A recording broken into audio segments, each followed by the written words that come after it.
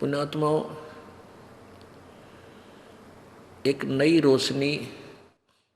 और नया सूर्य उदय हो रहा है इस तत्व ज्ञान का।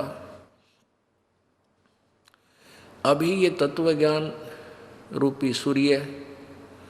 उदय हो रहा है। सूर्य जब उदय होने ही वाला होता है, रोशनी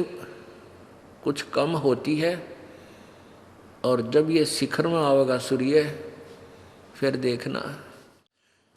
अब वेद और पुराणों और गीता का ज्ञान भी, और ब्रह्मा विष्णु महेश ब्रह्म तक की सचीथी भी आपको ऐसी लगेगी जैसे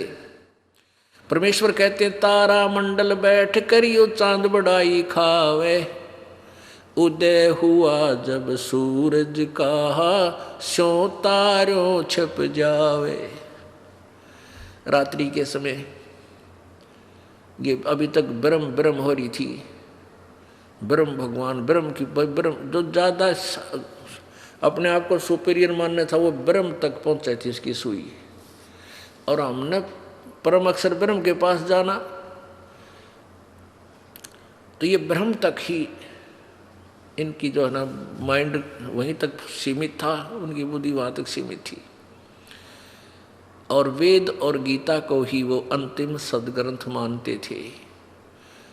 अब इस सूक्ष्म वेद के सामने और तत्व ज्ञान और पूर्ण परमात्मा की महिमा के सामने इनकी क्या स्थिति हो जाएगी कि तारा मंडल बैठ कर चांद बड़ाई खावे। रात्रि के समय चंद्रमा पूर्णमासी का